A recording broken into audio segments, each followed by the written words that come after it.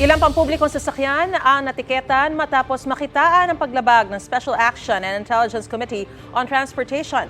Live mula sa Pasay, may unang balita si James Agustin. James, gano'ng karami ang natiketan na yan? Maris, good morning. 5 jeepney driver na yung natikitan sa naging inspeksyon ng mga tauhan ng SAIC sa bahagi ito ng EDSA malapit sa kanto ng Taft Avenue dito sa Pasay ngayong umaga.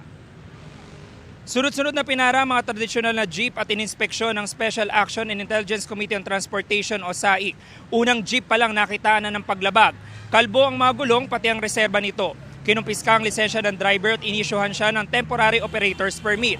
Ang isang jeep na diskubre na sira ang brake lights. Hindi rin pinalampas ang isang jeep na may nakasabit na isang pasahero sa estribo. Paliwanag ng driver, hindi niya alam na sumabit ang pasahero dahil maluwag naman sa loob ng jeep.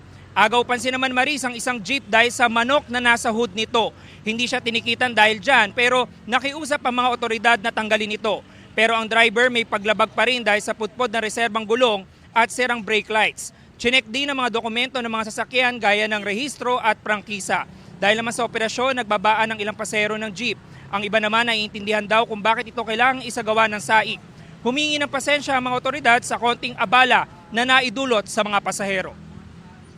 Okay lang naman po kasi para safe rin sa amin. Okay lang po for safety purposes naman para sa ikaliligtas ng pasahero. Dito natin inuna sapagkat dito po yung maraming mga pampublikong transportasyon na marami pong naisusumbong sa atin ng ating mga kababayan na nagkakaroon po ng paglabag doon po sa roadworthiness.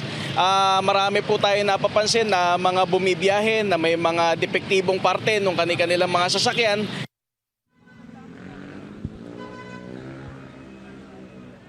Samantala Maris, nagpapatuloy operasyon ng SAIC sa bahagi ito ng EDSA dito sa Pasay at bukod doon sa 5 jeepney driver na nabanggit natin, may isang taxi driver pa na dumagdag na natikitan din dahil pudpod yung 2 gulong.